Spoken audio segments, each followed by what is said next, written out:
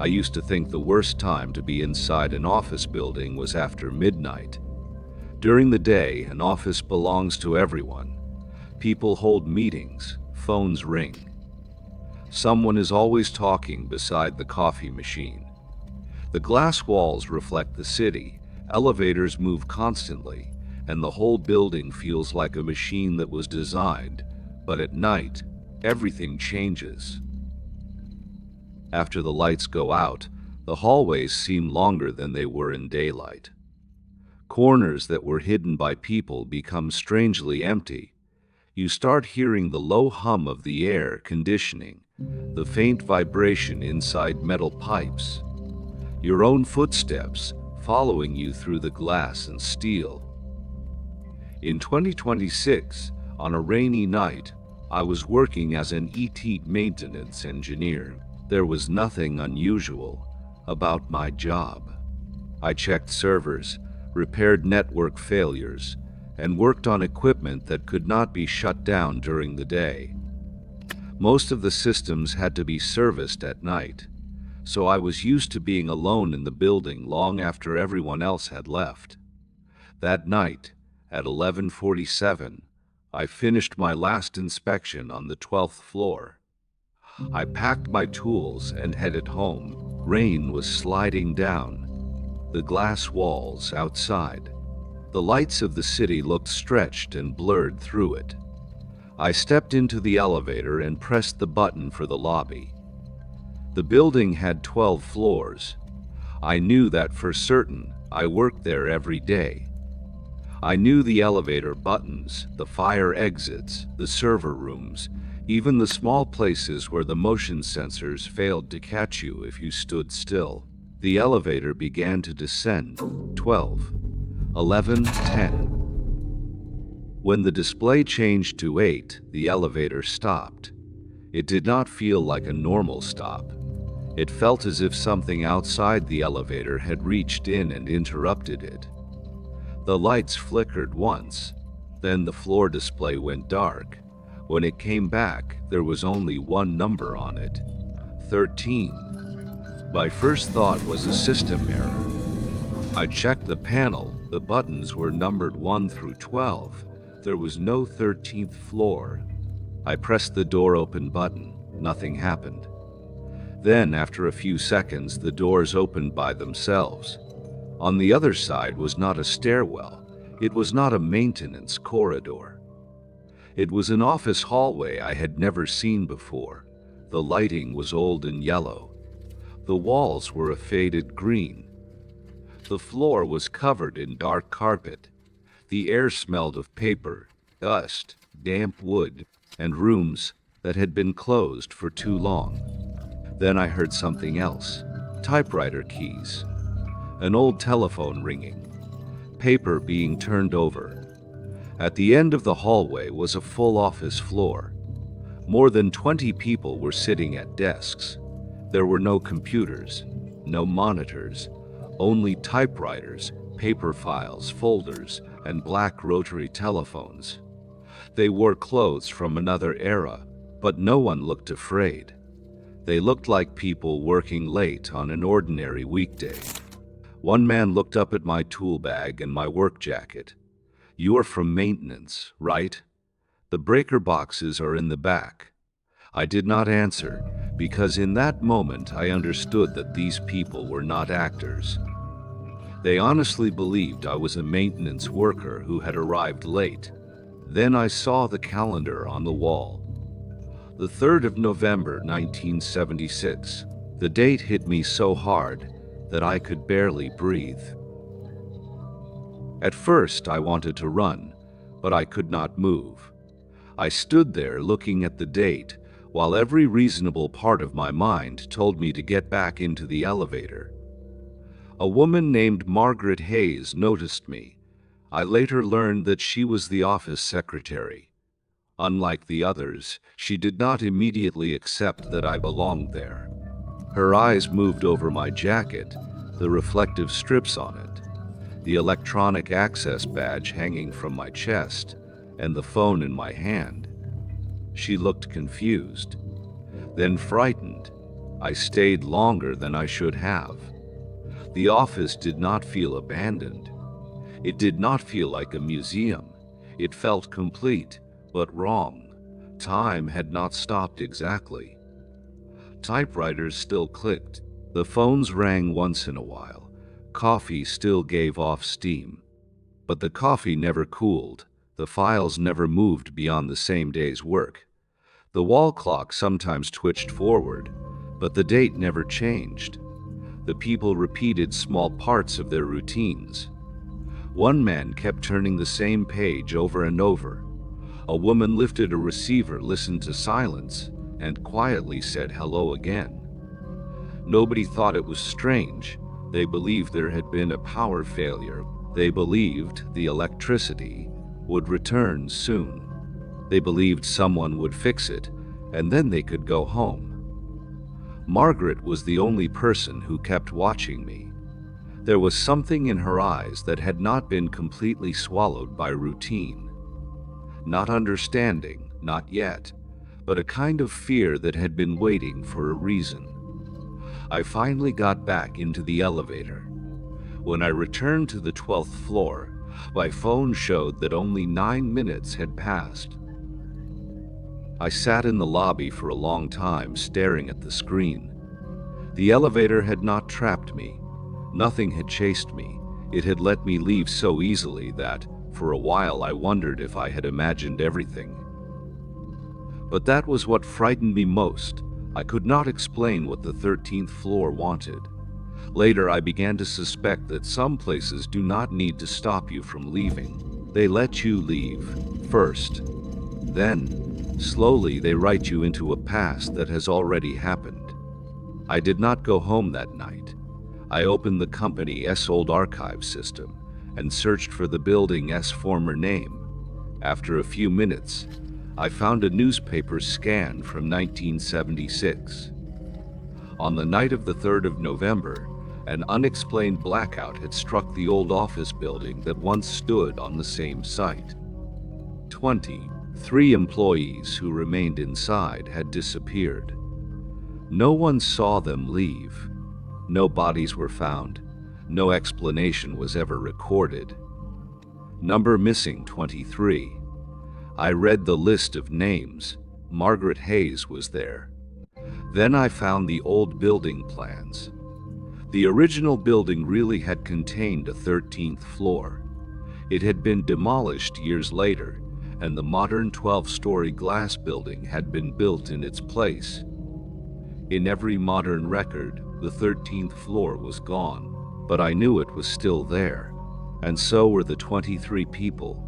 They were still filing papers, still waiting for maintenance, still waiting for the rain to stop, still waiting for a tomorrow that had nearly 50 years to arrive. I could have called the police. I could have quit that morning and never stepped into that elevator again. Instead, the next night, I went back. I pressed the elevator button. It rose to 12. The display went dark. Then it showed 13. The doors opened onto the same hallway. Nothing had changed. I walked straight to Margaret's desk and told her what I had found. I told her that nearly 50 years had passed outside. I told her that the old building had been demolished. I told her that everyone in the office had been listed as missing since 1976. I expected her to deny it. She did neither. She looked at the people around her. They were still typing, still moving papers, still waiting for power to return. Then she walked to the window. Outside was the same endless rain. She asked me one question: "Is it still raining outside?" I told her yes. She closed her eyes. For a long time, she said nothing. I understood then that she was not asking about the weather. She was asking whether the world she remembered still existed, whether the life she expected to continue after work had ended long before she ever understood what happened.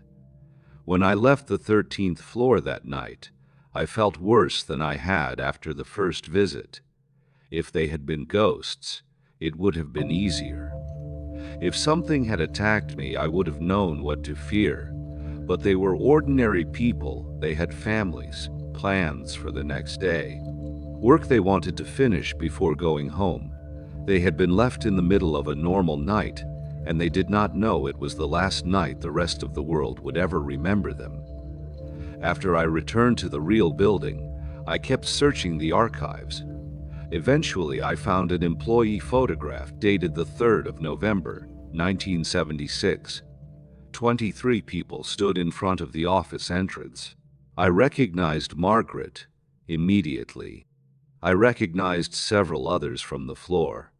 At first, the photograph made me feel better. It proved that they had been real people. They were not a hallucination caused by exhaustion. Then I enlarged the edge of the image. There was another person standing near the entrance.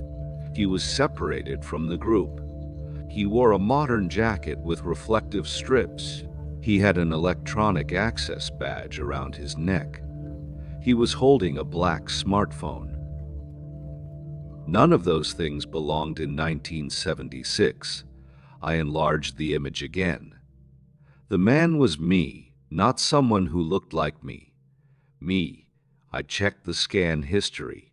I checked the film records. I checked the archive dates. The picture had been stored decades earlier. There were no signs of editing, no digital manipulation, no reasonable way for my face to be there. From the day that photograph was first preserved, I had already been standing in it. Until then, I had believed I was an outsider, a man who had accidentally found an impossible floor. But the photograph told me something else. I was already part of the disappearance. The third time I entered the elevator, I was not trying to save anyone. I was trying to find out when I had disappeared. The 13th floor appeared as usual. I went directly to Margaret and placed the photograph on her desk. She looked at my face in the image. She did not seem surprised. She told me that, over the years, people who did not belong to her time sometimes appeared there. They wore unfamiliar clothes. They carried objects she could not understand. They asked the same questions I had asked. What is this place? Why can't you leave? What happened here? Margaret did not know where those people went afterward.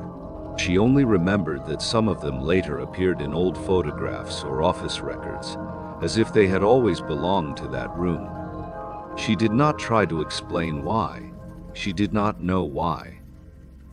I turned toward the office. Along one wall were several empty desks. I could not remember seeing them before. On top of them were objects that did not belong together.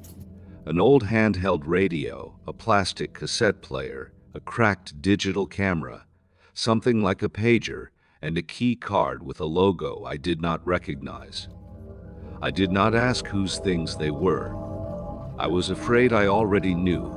Every time I tried to understand the 13th floor, the picture from 1976 seemed to become less impossible. I looked at the people still working under the yellow lights. They were not waiting for someone to save them. They did not even know they needed saving.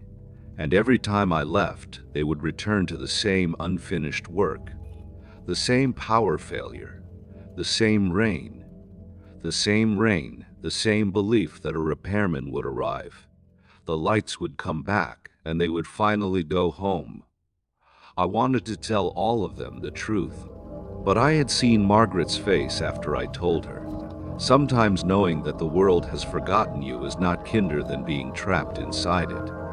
I stepped into the elevator. As the doors began to close, Margaret stood at the far end of the hallway. She did not ask me to stay. She did not ask me to take anyone with me. She only said, "If you make it out, don't let tomorrow forget us." The doors closed. The elevator shook once. Then I was back in the lobby in 2026. The security guard looked at me as if I had lost my mind. According to the building record, I had been in the elevator for 12 minutes. I told no one what happened. Within a few weeks, I quit my job. I moved away from the city. I changed my number and tried to erase every connection I had to that building. For a while, I thought distance would be enough. Then, a few months later, I opened the archived files one last time. The missing person list from 1976 had changed. It no longer contained 23 names. It contained 24. The last name was Daniel Reed, night maintenance worker. The employee photograph had changed too. I was no longer standing in the shadows, near the edge of the frame. I was in the middle of the last row wearing a 1976 office shirt, my face perfectly clear. Every year on the 3rd of November, I receive an email with no sender and no subject line. There is only one attachment, a photograph of the 13th floor office. The yellow lights are on. The rain is still falling outside. The 23 employees are still at their desks, working through the same night. But in the far corner there is now another desk. On it sits the black phone I threw away after leaving the city. Beside it is an employee card with my name on it. Daniel Reed. I never look at those photographs for long, because I have started to wonder whether the person sitting in this room is really the one who left the 13th floor. That night, I believed I came back to 2026. But what if the 13th floor only gave me a memory of escaping? I do not know. I only know that every time that email arrives, the office in the photograph looks a little more like the place I remember.